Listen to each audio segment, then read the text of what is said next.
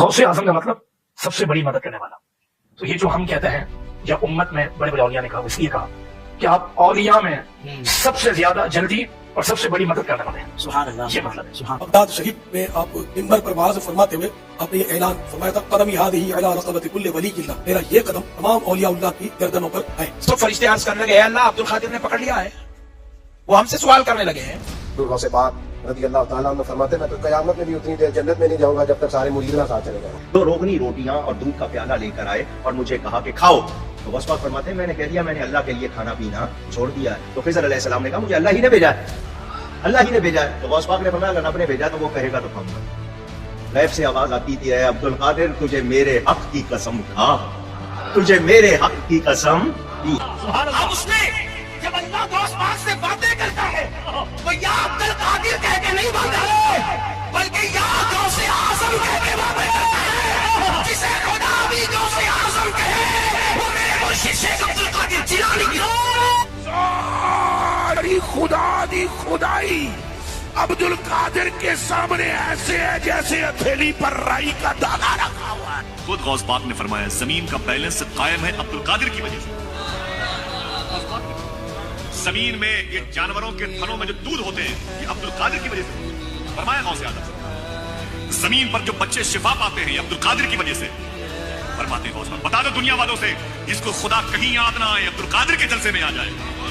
फरमाते हैं गौस पाक, जिसने ना देखा मदीने वाले को अब्दुल कादिर को देख ले। फरमाते हुजूर गौसे आजम सरकार, जिसको तमन्ना हो काबा देखने की अब्दुल कादिर का रोजा देख ले, दरबार देख ले। गौस पाक का हाल ये था कि गौसे पाक का नाम कोई बेवजू लेता था तो वो मर जाता था। गौस वो वली है काबा जिसके घर का तवाफ करने आता है। मुसीबत टाल देना काम किसका, गौसे आज़म का। शेख अब्दुल कादिर जिलानी कोई पैगंबर थे या खुदा? सही बुखारी 1341 के अंदर बयान होता है कि अल्लाह के रसूल सल्लल्लाहु अलैहि वसल्लम की बीमारी की वजह से ज़िंदगी के आखिरी अयाम चल रहे थे। आपकी तमाम बीवियां आपके पास जमा थी। हज़रत उम्मे सलमा और उम्मे हबीबा आपस में बातें कर रही थी कि जिस वक्त हम हबशा यानी मौजूदा इथोपिया के अंदर गई थी, वहाँ पर मारिया नाम का चर्च और वहाँ पर लगी तस्वीरें कितनी खूबसूरत थी। आप सल्लल्लाहु अलैहि वसल्लम ने यह सुनकर बीमारी की हालत के अंदर सर उठाया और फरमाया कि यही तो इन लोगों की खराबी थी कि जब इन लोगों के अंदर कोई नेक शख्स मर जाता तो उसकी कब्र पर दरबार बना देते, इसकी कब्र पर सजदे शुरू कर देते और इसके बाद इसकी तस्वीरें बनाना शुरू कर देते। ऐसे लोग अल्लाह की नज़र में बदतरीन मखलूक हैं। बुत परस्ती और शिरक की इब्तिदा हज़रत नूह अलैहिस्सलाम की कौम ने शुरू की थी और नूह अलैहिस्सलाम से पहले हज़रत इदरीस अलैहिस्सलाम ने 1000 साल तक तकरीबन अपनी कौम की तबलीग की। उनके ज़माने के अंदर कोई एक शख्स भी ऐसा नहीं था जो कि गुमराह हो। लेकिन इनकी वफ़ात के बाद इन लोगों के अंदर अगर कोई भी नेक शख्स मरता तो शैतान इनके सामने इंसानी शक्ल के अंदर आकर इन लोगों को कहता कि ये जो नेक शख्स मरा है इसकी पेंटिंग बनाओ ताकि इनको देखकर तुम्हें इबादत का शौक आए। अगर ये लोग ऐसा कर लेते तो इनकी अगली नस्ल से आकर कहता कि इस शख्स की मूर्ति बनाओ क्योंकि तुम लोग तो इतने गुनाहगार हो गए हो कि अल्लाह के सामने डायरेक्ट उससे दुआ मांग ही नहीं सकते, डायरेक्ट इसका सामना नहीं कर सकते, इसीलिए ये मूर्ति बनाओ और अल्लाह ताला से जो चाहे इसके वसीले से मांग लो। और इसके बाद इनकी तीसरी नस्ल को बताया कि ये बुती तुम्हारे खुदा हैं। लिहाजा आहिस्ता आहिस्ता हज़रत नूह अलैहिस्सलाम की कौम के अंदर बुत परस्ती इस हद तक बढ़ गई कि कोई एक शख्स भी आप पर ईमान ना लाया और इसी वजह से इस पूरी की पूरी कौम को तूफान नूह के बाद मुकम्मल तौर पर सफ़े हस्ती से मिटा दिया गया।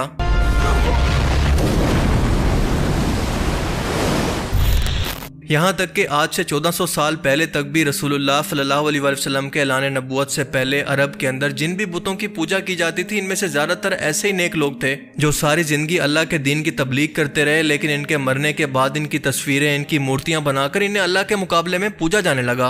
और इसीलिए अल्लाह के रसूल ने शिर्क की इब्तिदा से मुतल्लिक बीमारी की हालत के अंदर भी उम्मत को खबरदार किया कि इंसानी फितरत के अंदर ये गुमराही कुदरती तौर पर शामिल है।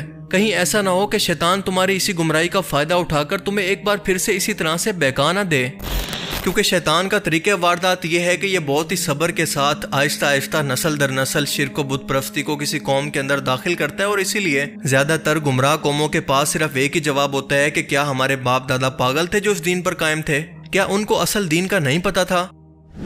और आप देखेंगे कि ये इंसानी फितरत आज के इंसानों में भी अभी तक नहीं बदली, जिसकी सबसे अच्छी मिसाल अगर आप आज के दौर के अंदर देखना चाहें तो शेख अब्दुल कादिर जिलानी इसकी सबसे बेहतरीन मिसाल है।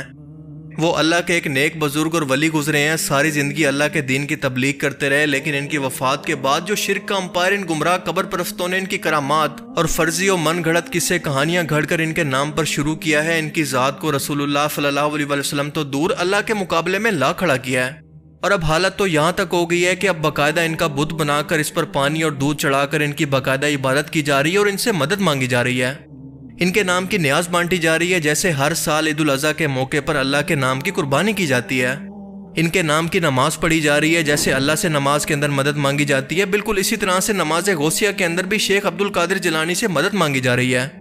جو اللہ کی خصوصیات قرآن پاک کے اندر بیان ہوئی ہیں وہی ان قبر پرستوں نے شیخ عبد القادر جیلانی سے منسوب کر دی ہیں، اور یہ شرک آج دین کے نام پر زہر کی طرح نوجوان نسل کے ذہن کے اندر انجیکٹ کیا جا رہا ہے۔ مثال کے طور پر ان کی طرف یہ جھوٹ منسوب ہے کہ میرا قدم تمام اولیاء کی گردن پر ہے۔ اب آپ مجھے بتائیں کہ اللہ سے ڈرنے والا کوئی نیک شخص کبھی اتنے تکبرانہ جملے بول سکتا ہے جس کے اندر وہ یہ کہے کہ رسول اللہ کے بعد حضرت ابو بکر، حضرت عمر، حضرت عثمان اور حضرت علی کی گردن پر معاذ اللہ میرا پاؤں ہے، یعنی میری ولایت کے بغیر کوئی بھی شخص ولی اللہ نہیں بن سکتا، کیونکہ یہ وہ لوگ ہیں جن کے ولی اللہ ہونے کے اندر کسی کو کوئی شک نہیں۔ اور تو اور جب غوث پاک رحمۃ اللہ تعالیٰ علیہ مدرسے پڑھنے جایا کرتے تھے، اچھا، تو فرشتے انہیں چھوڑنے جایا کرتے تھے۔ آدھی امت کو جس کے صدقے میں بخشا جائے قیامت کے دن، وہ کون؟ یہ غوث پاک۔ کیا غوث پاک رضی اللہ تعالیٰ عنہ قیامت میں کام آئیں گے؟ یقیناً۔ اسی لیے ولیوں کا دامن مضبوطی سے پکڑو، نہ سعودی کام آئے گا نہ یہودی، اگر کام آئے گا تو اللہ کا ولی۔ اور اس دن سے ڈرو جب کوئی کسی کے کچھ بھی کام نہ آئے۔ مصیبت ٹال دینا کام کس کا غوث اعظم کا۔ حضور فریاد رس غوث اعظم رضی اللہ تعالیٰ عنہ فرماتے ہیں جو کوئی مصیبت میں مجھے پکارے، مجھ سے مدد چاہے، میں اس کی مصیبت کو اس سے دور فرماؤں گا۔ جب ماشاءاللہ سبحان اللہ، بیٹھ جاؤ، بیٹھو، کیا سمجھ رہے ہو؟ کہیں سے یہ غوث پاک کے ہاتھ میں ممبر، بیٹھو۔ یہ ناجائز نہیں ہے۔ عرس شریف میں 3 دن 4 دن آنا، پینی کونڈا میں رہنا، درکاروں کا صدقہ کھانا، بزرگوں کی چوکھٹیں چومنا، وہاں پھول کھانا، چادر چڑھانا، وہاں پر عرس شریف کی تقاریب میں شرکت کرنا، سندل کو لے آنا، خدا کی قسم یہی دین ہے، یہی اسلام ہے۔ لوگوں نے نہیں سمجھا ہے، جس کی وجہ سے جاہل قوم نے اس کو غلط سمجھ بیٹھا ہے۔ ان لوگوں نے یہ تمام شرک شروع کیا ہے وسیلے کے نام پر، اور یہ وسیلہ دراصل ہے کیا، ذرا اس کو بھی سمجھ لیتے ہیں۔ قرآن کریم کی سورہ المائدہ کی آیت 35 کے اندر وسیلے کا ذکر ہے، مگر کسی بزرگ کے وسیلے کا نہیں، بلکہ اس کا مطلب ہے نیک اعمال جو اللہ نے ہم پر فرض کیے ہیں، مثال کے طور پر نماز، روزہ، زکوٰۃ، حج، صدقات اور ہر قسم کے نیک اعمال۔ یہ سب وہ نیک اعمال ہیں جو کہ انسان کو اللہ کے انتہائی قریب کرتے ہیں، اور ان ظالموں نے اسے یہ سمجھ لیا ہے کہ شاید اللہ تک پہنچنے کے لیے ہمیں ان بزرگوں کو سیڑھی یا وسیلہ کے طور پر استعمال کرنا ہے۔ لیکن اللہ واضح طور پر قرآن کریم کے اندر فرماتا ہے کہ اے انسان، میں تمہارے سب سے قریب ہوں، جب بھی کوئی پکارنے والا مجھے پکارتا ہے تو میں اس کی فریاد کو سنتا ہوں۔ سورہ البقرہ کی ان آیات کے اندر کسی بھی قسم کے وسیلے کا کوئی ذکر نہیں۔ اللہ نے فرمایا کہ اے میرے بندے، مجھ سے ڈائریکٹ مانگو، میں تمہاری تمام دعاؤں کو سنتا ہوں۔ قاری صاحب، ضروری ہے کہ دعا میں کسی کا واسطہ دیا جائے، کسی وسیلے کے تحت مانگی جائے، ضروری ہے کچھ نام مینشن کیا جائے؟ اگر ہم ایسا کریں گے تو اب تک کی جانے والی ساری گفتگو پہ ہمارا پانی پھر جائے گا۔ اچھا، اس لیے کہ ہم دونوں نے متفقہ طور پر یہ بات تسلیم کی کہ اللہ جتنا قریب ہمارے کوئی نہیں۔ صحیح۔ باقی ہم جس کا بھی نام لیں گے نا وہ ہم سے دور ہے۔ اچھا، اللہ ہی قریب، اور وہ چیز عقل کے بھی منافی چلی جائے گی کہ میں ملتان والے سے کہوں کہ مجھے ربانی صاحب سے ملوا دیں، اچھا، اور وہ کہے کہ ربانی صاحب تو تمہارے پاس بیٹھے ہیں، صحیح، اور تم مجھے کہہ رہے ہو میں تو دور ہوں، اور میں چاہوں کہ آپ ملتان والے سے کہیں تبھی میں آپ کی بات نہیں، آپ ایسا نہیں چاہیں گے، اس لیے کہ اللہ نے ایسا کہہ رکھا ہے کہ نحن اقرب الیہ من حبل الورید۔ اچھا، اب دیکھیے وسیلہ جو ہوتا ہے وہ سیڑھی ہوتی ہے، صحیح، جیسے چھت ہے نا، چھت پہ ہم چھلانگ لگا کے نہیں چڑھتے، اس لیے کہ ہماری دسترس وہاں تک رہے، اس کے لیے ہم سیڑھی لگاتے ہیں۔ صحیح، سیڑھی لگانے کے لیے لازمی ہے کہ جہاں میں جانا چاہتا ہوں اس کے اور میرے درمیان گیپ ہو اور فاصلہ ہو۔ صحیح، اور اللہ کہتا ہے یہ گیپ تو میں نے رکھا ہی نہیں ہے، تو سیڑھی لگاؤ گے۔ ان لوگوں کا ماننا ہے کہ قیامت کے دن ہمیں شیخ عبد القادر جیلانی اپنے ساتھ جنت میں لے کر جائیں گے، یعنی ہماری سفارش کریں گے، پھر چاہے ہم جتنے بھی گناہ گار ہوں۔ بروز محشر قادریوں کو کہا جائے گا، قادریوں آؤ، تمہیں شیخ عبد القادر جیلانی، غوث سمدانی، محبوب سبحانی، خطوب ربانی، پیر راسانی، سرکار गौसे आजम के साथ जन्नत में जाना। अल्लाह का नाम है अल कादिर और गौस पाक का नाम अब्दुल कादिर। अल्लाह के नामों में ये अल कादिर जो है ना, इसमें सारी बातें आ जाती हैं। तो पता क्या चला, वो अल कादिर है, उसके जलवे देखने हो तो अब्दुल कादिर को दे। क्या इन्होंने अल्लाह के सिवा और सिफारिशी बना लिए हैं? आप अंदाजा लगाएं कि क़यामत के दिन किसी पैगंबर की भी ये जुर्रत नहीं होगी कि वो अल्लाह के हजूर सिफारिश कर सके और इनके झूठ सुने। इनके कॉन्फिडेंस लेवल का अंदाजा लगाएं जैसे ये खुद ये मंजर देखकर वापस आ रहे हों। अब इनकी और मजीद झूठ सुनते जाएं कि अल्लाह ने 70 मरतबा कसम खाकर अब्दुल कादिर जिलानी को वादा किया कि मैं तेरे मानने वालों को और इनके मानने वालों को और इनके भी मानने वालों को जन्नत के अंदर दाखिल करूंगा, लेकिन अल्लाह के रसूल से ये वादा अल्लाह ने कभी नहीं किया। रसूलुल्लाह फरमाते हैं कि कोई भी शख्स क़यामत के दिन सिर्फ अपने अमाल की बुनियाद पर जन्नत में नहीं जा सकता जब तक कि अल्लाह की मदद और रहमत शामिल ना हो, यहाँ तक कि मैं भी। जब रसूलुल्लाह का ये स्टेटस है तो बाकी बुजुर्गों की क्या औकात होगी, आप इसका अंदाज़ा खुद लगा लें। अरशद नदीम बेचारे का तो सिर्फ नाम है, बल्कि फेंकने के अंदर तो ये लोग सबसे आगे हैं। ये लोग अपनी तरफ से किस्से घड़ते हुए कहते हैं कि एक रोज़ शेख अब्दुल कादिर जिलानी ने जब खाना पीना छोड़ दिया तो हज़रत खिज़र अलैहिस्सलाम इनके पास खाना लेकर आए। अंदाज़ा करें कि एक पैगम्बर एक वली के पास आ रहा है और खिज़र अलैहिस्सलाम जिंदा भी हैं, इसके मुताल्लिक कुरान और हदीस के अंदर कोई सबूत मौजूद नहीं। शेख अब्दुल कादिर जिलानी हज़रत खिज़र अलैहिस्सलाम को कहते हैं कि अगर अल्लाह ताला मुझसे खुद कहेगा तो तब मैं खाऊंगा। इसके बाद ये कहानी बाज ये बयान करते हैं कि शेख अब्दुल कादिर जिलानी को गैब से आवाज़ आती थी कि अब्दुल कादिर तुझे मेरी कसम खा, तुझे मेरी कसम पी। या गौसे आज़म, आप इतने बड़े हो, कितने बड़े कुम बिस्मिल्लाह कहते हो तो मुर्दा जिंदा होता है। आप इतने बड़े ठोकर लगाते हो तो मुर्दा जिंदा होता है। आप इतने बड़े, कुरान का इतना इल्म है, आप इतने बड़े कि आप फरमाते हैं कि 70 मरतबा एक दिन में अल्लाह मुझसे कहते हैं अब्दुल कादिर तू मेरा महबूब है और मैं चाहता हूं कि तू मेरी निगाह में है। और फरमाते मैं भूखा होता हूं तो मुझसे कहते हैं मेरी कसमें खा ले, मैं प्यासा होता हूं तो कहते हैं मेरी कसमें खा ले। मेरे इमाम उसको यूं बयान करते कसमें देते के खिलाता है पिलाता है तुझे प्यारा अल्लाह तेरा चाहने वाला तेरा। आप इतने बड़े हैं कि कहते हैं एक वक्त वो था जब मैं काबे का तवाफ करता था, एक वक्त ये है कि काबा मेरे घर का तवाफ करता है। या शीरमाल कहते हैं 2 रोगनी रोटियां और दूध का प्याला लेकर आए और मुझे कहा कि खाओ। तो गौस पाक फरमाते हैं मैंने कह दिया मैंने अल्लाह के लिए खाना पीना छोड़ दिया है। तो खिज़र अलैहिस्सलाम ने कहा मुझे अल्लाह ही ने भेजा है, अल्लाह ही ने भेजा है। तो गौस पाक ने फरमाया अगर रब ने भेजा तो वो कहेगा तो खाऊंगा।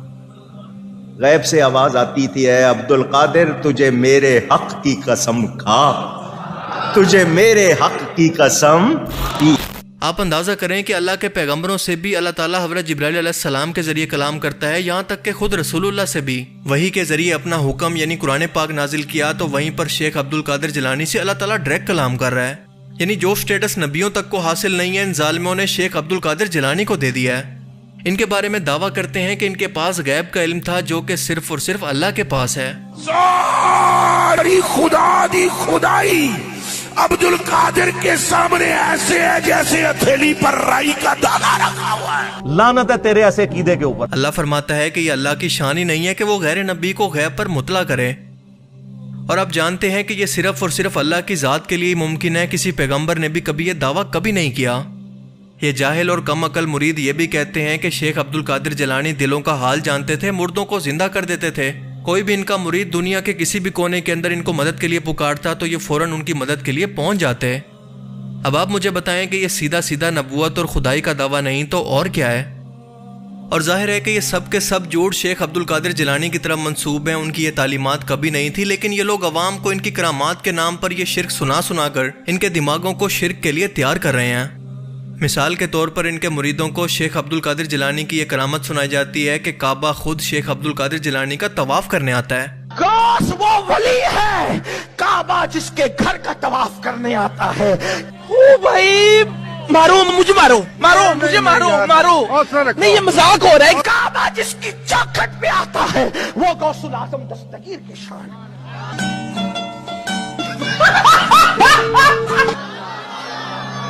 लोग कहते हैं क्या काबा भी आ सकता है? कौन है ये लोग? मैंने कहा मैं तुझसे बात ही नहीं कर रहा।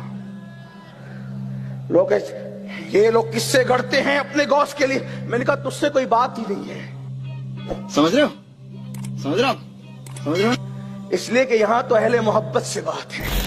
फतेह मक्का से पहले जब रसूलुल्लाह सल्लल्लाहु अलैहि वसल्लम और आपके सहाबा हज करने के लिए गए तो आपकी शदीद ख्वाहिश के बावजूद भी वो हज ना कर सके, क्योंकि मुशरिकीन मक्का ने इसकी इजाज़त ना दी और आपके साथ सुलह का मुआहदा हुआ। اب سوال یہ ہے کہ کیا رسول اللہ صلی اللہ علیہ وسلم کی شدید خواہش کے بعد کیا کعبہ کا یہ حق نہیں بنتا تھا کہ رسول اللہ کا طواف کرنے خود پہنچ جائے؟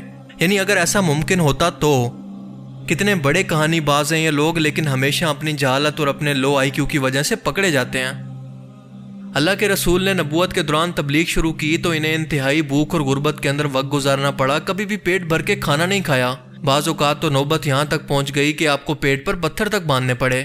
لیکن ان کہانی بازوں کے مطابق شیخ عبد القادر جیلانی کا یہ علم تھا کہ وہ مرغی کھانے کے بعد اسے دوبارہ زندہ کر دیتے، اور صرف یہی نہیں بلکہ وہ زندہ ہو کر عربی زبان بھی بولنے لگتی۔ مطلب کون لوگ ہیں یہ؟ کو دیکھا اور کہا اٹھ، اللہ کے حکم سے انہی ہڈیوں میں سے تو مرغی زندہ ہو جاتی ہے۔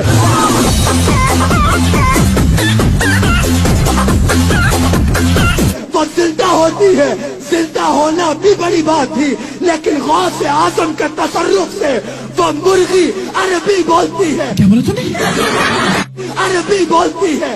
بحثت کچھ زیادہ نہیں ہو گیا؟ مطلب کچھ بھی کہتی ہے عبد القادر۔ ان مریدوں کو یہ بتایا جاتا ہے کہ شیخ عبد القادر جیلانی کا ایک دھوبی تھا جو کہ ان کے کپڑے دھوتا تھا۔ جب وہ مر گیا تو گناہگار تھا، لیکن فرشتوں نے جب قبر کے اندر اس سے سوال کیا کہ تیرا رب کون ہے، تیرا دین کیا ہے، ہر سوال کے جواب کے اندر اس کا کہنا تھا کہ میں غوث پاک کا دھوبی ہوں اور مجھے کچھ نہیں پتا۔ یہ کہنا تھا کہ شیخ عبد القادر جیلانی خود اس کی قبر کے اندر چلے گئے اور کہا کہ کیوں میرے مرید کو تنگ کرتے ہو، مجھ سے پوچھو اس کے متعلق جو بھی پوچھنا ہے۔ فرشتوں نے یہ سن کر جواب دیا کہ ہم پوچھتے ہی نہیں ہیں، اور معاذ اللہ تعالیٰ نے اس دھوبی کو صرف اسی نسبت کی وجہ سے بخش دیا کہ وہ شیخ عبد القادر جیلانی کا مرید ہے۔ اب ان عقل کے اندھے لوگوں سے کوئی سوال کرے کہ کیا تم لوگ قبر کے اندر کیمرہ فٹ کر کے بیٹھے تھے یا پھر موقع پر موجود تھے، تمہیں یہ سب کچھ کس نے بتایا؟ ان جاہلوں کو اتنا بھی نہیں پتا کہ فرشتے انسانوں کی طرح کوئی فری ول نہیں رکھتے بلکہ اللہ کا حکم ماننے کے پابند ہیں۔ ان کو کسی کمپیوٹر پروگرام کی طرح جو کچھ بھی فیڈ کیا جاتا ہے یا پھر جو بھی حکم دیا جاتا ہے وہ صرف اس کو فالو کرتے ہیں۔ ان کو صرف اور صرف یس اور نو کی سمجھ آتی ہے، اگر جواب نو کے اندر ہے تو سیدھا جہنم، اور اگر یس ہے تو جنت، بس اس کے بعد بات ختم۔ علی تھانوی صاحب ہے، وہ اپنی کتاب فضائل یومیہ کے اندر 3 مقامات کے اوپر لکھا میرے غوث الثقلین کا ایک دھوبی تھا، جب وہ مر گیا تو بعد میں اس دھوبی کو کسی نے خواب میں دیکھا تو پوچھا کیا بنا، تو کہنے لگے کچھ بھی نہیں۔ فرشتے نے آ کے پوچھا من ربو کا، رب کون ہے؟ تو میں نے کہا میں تو غوث پاک کا دھوبی ہوں۔ منکر نکیر آئے، انہوں نے آ کر سوال کیا مر ربو کا، کہنے لگا عبد القادر جیلانی کا دھوبی ہوں۔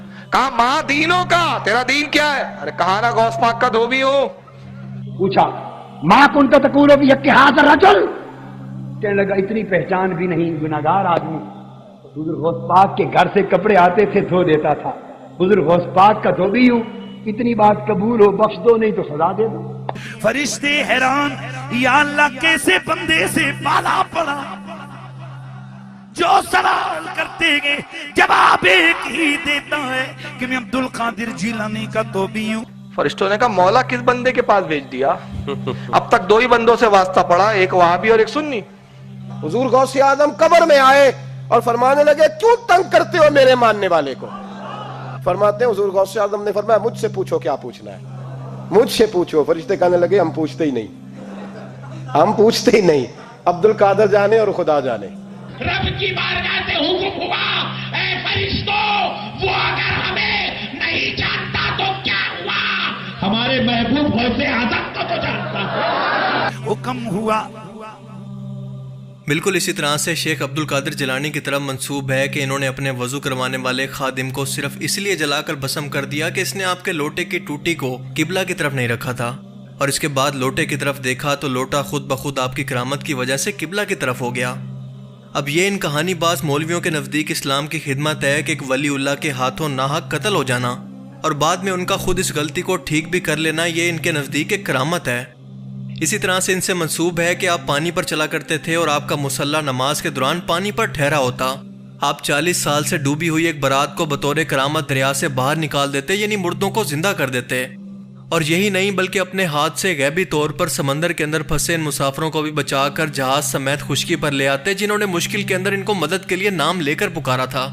سیدی غوث اعظم رضی اللہ تعالیٰ عنہ فرماتے ہیں ایک مرتبہ سیدی غوث اعظم رضی اللہ تعالیٰ عنہ اہل بغداد کی نظر سے غائب ہو گئے۔ لوگوں نے معلوم کیا کہ کہاں گئے، دجلہ کی طرف پتہ چلا تشریف لے گئے، تلاش کرتے گئے، دیکھا کہ آپ پانی پر چل رہے ہیں، اور مچھلیاں نکل نکل کر آپ کو سلام کر رہی ہیں، قدم چوم رہی ہیں۔ اسی اسلام میں ایک بڑی نفیس جائے نماز دیکھی کہ تخت سلیمانی کی طرح ہوا میں معلق ہو کر بچھ گئی، اس پر 2 سطریں لکھی ہوئی تھی۔ لیکن کیا آپ جانتے ہیں کہ اللہ نے یہ خاصیت کہ سمندر کی موجوں اور طوفانوں کے دوران صرف اللہ کی ذات ہے جو کہ انسانوں کی مدد کرتی ہے، اس کو اپنی طرف منسوب کیا ہے۔ اب اس کا سیدھا سیدھا مطلب یہ نکل سکتا ہے کہ ان لوگوں نے ان بزرگوں کی صرف یہ جھوٹی کتابیں پڑھی ہیں، قرآن کا علم ان کو بالکل بھی نہیں ہے، یا پھر یہ ایسے الفاظ بول کر جو اللہ کی شان کے اندر بیان ہے قرآن پاک کی اور اللہ کی توہین کر رہے ہیں۔ لیکن در حقیقت یہ لوگ جاہل ہیں، اور ان کی مثال ایسے ہے جیسے گدھے پر کتابیں لدی ہوں جسے اس کے بارے میں کچھ علم نہیں کہ ان کے اندر کیا لکھا ہے۔ اور یہی وجہ ہے کہ یہ لوگ کھلم کھلا کہتے ہیں کہ مصیبت کو ٹال دینا اللہ کا کام نہیں ہے بلکہ غوث اعظم کا ہے، یعنی شیخ عبد القادر جیلانی کا۔ مزید سنیں کہ غوث پاک کے گھر کے کتے کی شان یہ ہے کہ وہ دنیا کے تمام پیروں سے افضل ہے۔ جو غوث پاک کے در پہ کتا بیٹھتا ہے وہ دنیا کے پیروں سے افضل ہے، دنیا کے پیروں سے افضل ہے۔ غوث پاک کا کتا جس کی شان یہ ہے، غوث پاک کے کتے کی شان ہے، وہ دنیا کے پیروں سے افضل ہے۔ غوث پاک کے کتے کا یہ مقام ہے۔ شیخ عبد القادر جیلانی بادلوں کو حکم دیتے ہیں تو وہ بارش برسانا بند کر دیتے ہیں۔ غوث پاک رضی اللہ تعالیٰ عنہ تقریر کر رہے ہیں، تقریر کرتے کرتے بارش شروع ہو گئی، بارش آنی شروع ہو گئی تو غوث پاک نے کیا کیا؟ بادلوں کی طرف آپ نے نگاہ اٹھائی اور آپ نے کہا بادلوں میں تو لوگوں کو جمع کر رہا ہوں، تم منتشر کرتے ہو۔ بس اتنا کہا، بارش سائیڈ ہو رہی ہے، جہاں آپ اور آپ کا جلسہ بیٹھا ہے وہاں ایک ٹپا نہیں پڑتا۔ آپ اندازہ کریں کہ اللہ نے میکائیل علیہ السلام کو باقاعدہ طور پر موسموں کے بدلاؤ کی ڈیوٹی لگائی ہے جنہیں اللہ حکم دیتا ہے۔ اب ان کے مطابق اس کرامت کی لاجک کے حساب سے شیخ عبد القادر جیلانی کیا خود کو اللہ کے مقابلے میں پیش کر رہے ہیں؟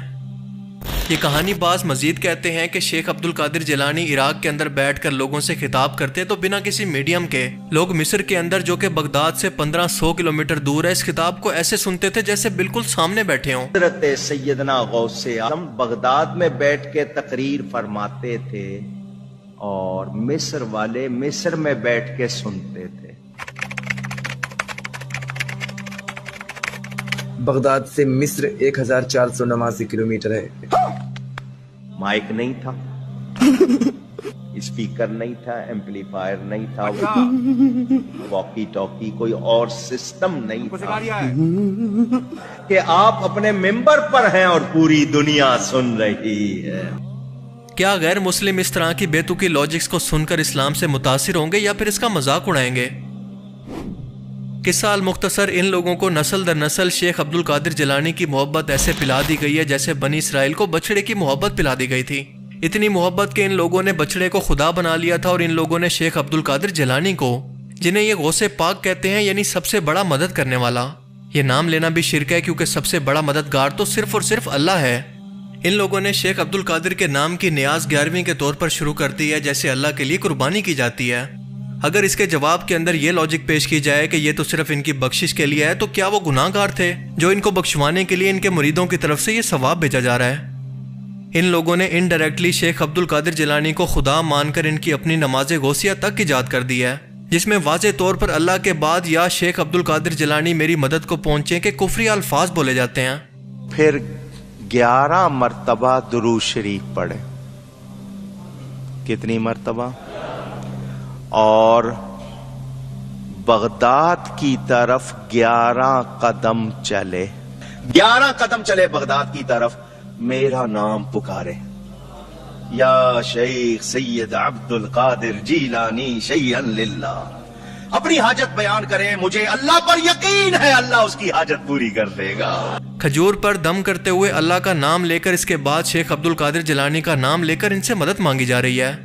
ماہ فاخر ربیع الاخر کی 11ویں رات 3 کھجوریں لے کر ایک بار سورۃ الفاتحہ، ایک مرتبہ سورۃ الاخلاص، پھر 11 بار یا شیخ عبد القادر جیلانی شیئا للہ المدد، اول آخر ایک بار درود شریف پڑھ کر ایک کھجور پر دم کیجیے۔ اس کے بعد اسی طرح دوسری اور تیسری کھجور پر بھی پڑھ کر دم کر دیجیے۔ قرآن پاک میں اللہ پاک اپنی شان بیان کرتے ہوئے فرماتا ہے کہ اگر ایسا ہو کہ دنیا کے تمام درخت قلم بن جائیں، اس کے علاوہ بھی 7 سمندر اور سیاہی کے بن جائیں، تو اللہ کی صفات لکھنا ختم نہیں ہوں گی۔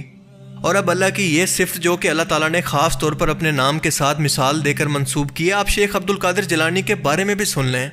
فرماتے ہیں مخدوم گنج بخش رحمت اللہ علیہ کہ اگر ساری دنیا کے جھاڑ کے پتوں کو، ساری دنیا کے جھاڑوں کے پتوں کو اگر ورق بنا دیا جائے اور ساری دنیا کے جھاڑوں کی ڈغالیوں اور شاخوں کو قلم بنا دیا جائے، پورے زمین والوں آسمان والوں کو غوث اعظم کی تعریف اور کرامات لکھنے پہ لگا دیا جائے تو شاخ ختم ہو جائیں گی، پتے ختم ہو جائیں گے، مگر غوث اعظم کی شان و عظمت ختم نہیں ہوگی۔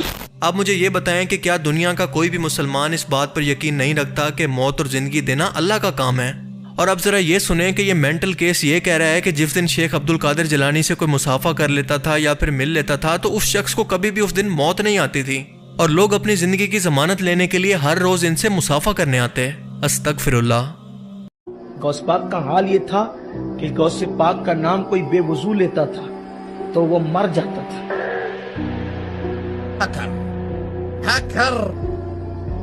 غوث پاک کا نام کوئی بے وضو لیتا تھا تو ہمارے بزرگوں نے یہ بات صوفیہ نے کہی ہے، ممکن ہے آپ اس پہ اعتراض کریں جو بھی ہو، لیکن صوفیہ کہتے ہیں کہ بے وضو کا نام کوئی لے نہیں سکتا تھا، لیکن رسول پاک نے فرمایا عبد القادر میری امت پہ رحم کرو، لوگ اس طرح سے نقصان اٹھائیں، پر ٹھیک ہے کہ اب نہیں مرے گا۔ میں گالی نہیں دے سکتا، گالی نہیں دینا، فیملی دیکھتی ہے، ورنہ میں ایسے گالی دوں، ایسے گالی دوں نا، زندگی بھر یاد رکھیں یہ بڑے ہوئے۔ اب ذرا اور ایکسٹریم قسم کے خدائی دعوے سنتے جائیں کہ شیخ عبد القادر جیلانی نے ان کے مطابق کہا کہ زمین کا بیلنس میری وجہ سے قائم ہے، زمین پر جو بھی لوگ شفا پاتے ہیں وہ میری وجہ سے پاتے ہیں، زمین پر جو جانوروں کے اندر دودھ موجود ہے وہ میری وجہ سے ہے، جس کو خدا کہیں نہ ملے وہ عبد القادر کو دیکھ لے، جس نے کعبہ نہ دیکھا ہو وہ میرا روزہ دیکھ لے۔ خود غوث پاک نے فرمایا زمین کا بیلنس قائم ہے عبد القادر کی وجہ سے۔ زمین میں یہ جانوروں کے تھنوں میں جو دودھ ہوتے ہیں یہ عبد القادر کی وجہ سے ہوتے ہیں، فرمایا غوث اعظم سرکار۔ زمین پر جو بچے شفا پاتے ہیں یہ عبد القادر کی وجہ سے، فرماتے ہیں غوث پاک۔ بتا دو دنیا والوں سے جس کو خدا کہیں یاد نہ آئے عبد القادر کے جلسے میں آ جائے، فرماتے ہیں غوث پاک جس نے نہ دیکھا مدینے والے کو عبد القادر کو دیکھ لے، فرماتے ہیں حضور غوث اعظم سرکار جس کو تمنا ہو کعبہ دیکھنے کی عبد القادر کا روزہ دیکھ لے، دربار دیکھ لے۔ اب آپ بتائیں کہ اس کے بعد شرک اور کفر کی کون سی انتہا باقی رہ جاتی ہے؟ یہ اندھے مرید شیخ عبد القادر جیلانی کے دربار کو دیکھ کر ایسے جذباتی ہو رہے ہیں جیسے کعبہ کو دیکھ رہے ہوں۔ ایک غوث پاک کا روزہ نظر آ رہا ہے ماشاءاللہ، وہ لبیک یا غوث اعظم، لبیک یا غوث اعظم، لبیک یا غوث اعظم، لبیک۔ وہ مینار غوث پاک کی مبارک درگاہ کا ہے ماشاءاللہ، وہ جو مینار نظر آ رہا ہے آگے آپ کو پلر نظر آ رہا ہے ماشاءاللہ، سبحان اللہ۔ وہ غوث پاک کا روزہ، وہ سامنے دیکھیے بائیں طرف سفید رنگ کا اور اس کے بغل میں ہے، جواب دیجیے ماشاءاللہ، لبیک یا غوث اعظم، لبیک۔ ہاتھوں اڑا کے جواب دیجیے ماشاءاللہ، یا شیخ عبد القادر جیلانی، یا شیخ عبد القادر جیلانی، لبیک یا غوث اعظم، لبیک یا غوث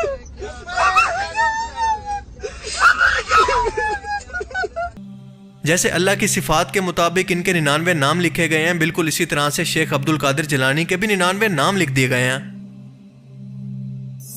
اللہ کے رسول دار ارقم کے اندر بیٹھ کر صحابہ کو صبح و شام دین سکھایا کرتے، قرآن پاک کی آیات نازل ہونے کے بعد انہیں یاد رکھتے، لیکن ان کہانی بازوں کے مطابق شیخ عبد القادر جیلانی پیدا ہوتے ہی 18 پاروں کے حافظ تھے، ماں کے پیٹ کے اندر انہوں نے یہ پارے حفظ کر لیے تھے، جبکہ اس طرح کی کرامات کسی پیغمبر کے بارے میں بھی بیان نہیں ہوتی۔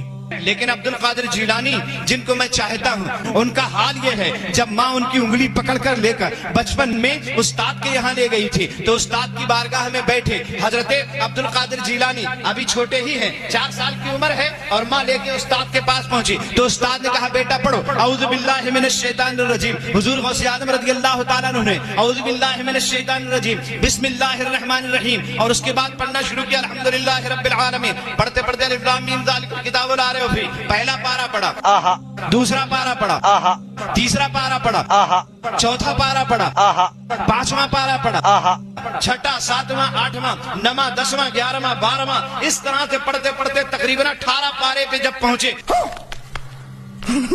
تو استاد کہنے لگے رکو رکو رکو رکو رکو ذرا. ابھی تک تو عبد القادر پڑھتے نہ تھے اور جب پڑھنا شروع کیا تو رکتے نہ تھے. استاد کہنے لگے صاحبزادے پڑھنے آئے ہو کہ پڑھانے آئے؟ اس کے علاوہ ان کے جسم پر مکھی تک نہیں بیٹھتی تھی اور وہ نوح علیہ السلام کی کشتی کے اندر بھی موجود تھے. اور معراج کے وقت حضرت جبرائیل علیہ السلام جب آگے نہ جا سکے تو وہاں پر شیخ عبد القادر جیلانی بھی رسول اللہ کو روحانی طور پر سدرۃ المنتہا پر ملے. غوث پاک ارشاد فرماتے ہیں جب نوح کی کشتی چلنے کے لیے نکلی تھی اس وقت بھی عبد القادر نوح کی کشتی میں موجود تھا. فرماتے ہیں جب نار نمرود ابراہیم پر گلزار ہوئی اس وقت میں حضرت ابراہیم کی پشت میں موجود تھا. استغفر اللہ العظیم، استغفر اللہ، استغفر اللہ. غوث پاک فرماتے ہیں میرے اللہ نے مجھ سے 70 مرتبہ وعدہ کیا ہے عبد القادر جو تجھ سے محبت کرے گا اس کو اس وقت تک موت نہیں دوں گا جب تک کہ اس کو توبہ کی توفیق نہ دے. حضرت مختوم اشرف جہانگیر سمنانی رضی اللہ تعالیٰ ارشاد فرماتے کہ سرکار غوث پاک کے جسم پہ مکھی نہیں بیٹھتی تھی. غوث پاک کے جسم پہ مکھی نہیں بیٹھتی اور جب آپ بول و براز کرتے تھے، جب آپ رفع حاجت کرتے تھے تو زمین اس کو نگل لیتی تھی. آپ کے بول و براز کو فضلات کو کسی نے دیکھا نہیں، زمین اس کو نگل لیتی تھی اور آپ کے جسم سے مشک کی خوشبو آتی تھی. عبد القادر صرف ایک چھلانگ لگا کر سورج کے اندر پہنچ جاتے اور وہاں سے واپس بھی زمین پر آ جاتے. ان جاہلوں کو نہ سورج کے سائز کا پتہ، نہ سورج کی کوالٹیز کا پتہ اور نہ یہ پتہ کہ سورج کتنا دور ہے. ان کو سائنس کی بیسک کا بھی نہیں پتا. کہنے لگے عبد القادر جی امی سوال ہے میرا بچپن سے. کہا کیا؟ ایک بات بتاؤ، میں تمہیں گود میں کھلاتی تھی لیکن کبھی کبھی ایسا ہوتا تھا تم چھلانگ لگاتے تھے تو کدھر چلے جاتے تھے؟ دودھ پینے کی عمر میں کہاں جاتے تھے؟ مسکرا کے کہنے لگے ماں جب چھلانگ لگاتا تھا تو میں سورج کے اندر چلا جاتا تھا. ماشاءاللہ. سورج کے اندر جو لاکھوں کلومیٹر دور، لاکھوں میل دوری سے جلا دے آدمی کو. وہ سپاک کہتے ہیں مگر میں دودھ کی عمر میں نا اس کے اندر چلا جاتا تھا. مسکرا کے کہنے لگے بیٹے عبد القادر اب بھی جا سکتے ہو؟ کہنے لگے ماں وہ تو بچپنا تھا، اب عبد القادر کی جوانی ہے. وہ بچپن تھا اب جوانی ہے، کہا جا سکتے ہو؟ کہنے لگے ماں اب سورج میں اتنی طاقت نہیں جو عبد القادر کو اپنے اندر سنبھال لے. شعر بے شعر سنت کا ایک جملہ یاد آ گیا کیونکہ میں کبھی کبھی نا دلیل کی بات نہیں کرتا ہوں. ہر وقت دلیل دینا ہم نے ٹھیکہ نہیں لے رکھا، انہیں بیٹھ کے سمجھاتے رہیں گے. مانو مانو ورنہ بھاڑ میں جاؤ. ٹھیکہ لے رکھا تمہارا بیٹھ کے ہم نے سمجھانے کے لیے. بولے وہ 12ویں کہاں سے ثابت ہے؟ ہم نے کہا تو دکھا دے کہاں لکھا کہ مت کرو. دکھا دوں. بولے 11ویں کہاں سے ثابت؟ ہم نے کہا وہیں سے جاتے تو حرامی ثابت ہے. وہیں سے 11ویں ثابت. سبحان اللہ. اب اس میں جب اللہ غوث پاک سے باتیں کرتا ہے تو یا عبد القادر کہہ کے نہیں باتیں بلکہ یا غوث اعظم کہہ کے باتیں کرتا ہے. جسے خدا بھی غوث اعظم کہے وہ میرے مرشد شیخ عبد القادر جیلانی کی. غوث پاک نے کتنے سال تک عشاء کے وضو سے نماز فجر ادا فرمائی؟ تو 40 سال تک عشاء کے وضو سے فجر کی نماز پڑھے گا کون؟ رہا رب کریم کے بندے 40 سال تک عشاء کے وضو سے فجر پڑھ کے چلے بھی گئے. عشاء کے وضو سے صبح کی نماز پڑھ لیتے. 40 سال عشاء کے وضو سے فجر پڑھی. سیدنا غوث اعظم پیدا ہو کر ولی نہیں بنے، پیدا ہی ولی ہوئے ہیں. آپ نے پیدا ہوتے ہی روزے رکھے. بڑی مشہور کرامت، پورے قصبے میں مشہور ہو گیا تھا. حضرت شیخ علی ابن ہیتی فرماتے ہیں کہ میں 29 رمضان کو آپ کی بارگاہ میں گیا تو میں نے دیکھا کہ ایک خوبصورت جوان بڑا سجا دھجا تھا اب بڑا خوش تھا. تو وہ جو ہے وہ نکل کر کے جا رہا تھا. میں نے کہا حضرت کتنا خوبصورت ہے، کتنا سج دھج کے ہے اور کتنا خوش ہے، کون تھا یہ؟ غوث پاک مسکرا کے کہتے ہیں وہ عید کا چاند تھا، وہ کوئی انسان نہیں تھا، वो कौन था? ईद का चांद था और मुझसे इजाजत लेने आया था, हजरत 29 को निकलना है कि 30 को निकलना है? मैं माजरत के साथ अर्ज करूंगा अगर किसी के जज्बात को ठेस पहुंचे, आप शेख अब्दुल कादिर जिलानी रहमतुल्लाह अलैह को नहीं पुकार सकते। और आप इन लोगों को देखकर परेशान बिल्कुल मत हुआ करें, क्योंकि अल्लाह के रसूल ने इस टाइम के बारे में फरमाया था जो कि सही मुस्लिम और सही बुखारी दोनों के अंदर मौजूद है, कि आपने फरमाया कि क़यामत उस वक्त तक कायम नहीं होगी जब तक मेरी उम्मत के कबाइल बुत परस्तों से जाकर ना मिल जाएं। इन लोगों के अंदर बिदात ऐसे दाखिल हो जाएंगी जैसे कोई बौला कुत्ता इन्हें काट जाए और इनके जिस्म के एक एक रेशे के अंदर ये बिदात दाखिल हो जाएं। लेकिन आपने फरमाया कि मेरी उम्मत का एक गिरोह हमेशा हक पर कायम रहेगा, वो गिरोह होगा ना कि कोई फिरका। और हम सभी लोग जानते हैं कि वो गिरोह हमेशा से वही है जो कि ये कहता है कि मुझे सिर्फ इस बात से गर्ज है कि कुरान पाक के अंदर अल्लाह का हुक्म मुझ तक क्या पहुंचा है, मेरे रसूल ने मुझे क्या तालीम दी। मुझे ये ना सुनाओ कि तुम्हारे बुजुर्ग बाबे क्या लिखते थे या फिर क्या फरमाते थे, मुझे इससे कोई गर्ज नहीं। और यही वो लोग हैं जो कि क़यामत तक हक पर कायम रहेंगे। बस आपको ये खालिफ दीन हासिल करने के लिए थोड़ी सी मेहनत करनी पड़ेगी, बिल्कुल इसी तरह से जैसे एक कपड़ा तक खरीदने के लिए आप कई दुकानों का विजिट करते हैं, हर तरह से इस कपड़े को चेक करते हैं और इसके बाद मुतमईन होकर इसको खरीद लेते हैं। बिल्कुल इसी तरह से दीन को परख कर या फिर कंपैरेटिव स्टडी करके हक तक पहुंचने की कोशिश करें, क्योंकि अल्लाह का वादा है कि जो भी हक और सच की तलाश के लिए निकलता है तो अल्लाह ताला हक के दरवाजे उस पर खुद ब खुद खोल देता है। अल्लाह ताला से दुआ है कि वो हमें इन गुमराहियों से बचाए और दीन की सही समझ अता करे। आमीन।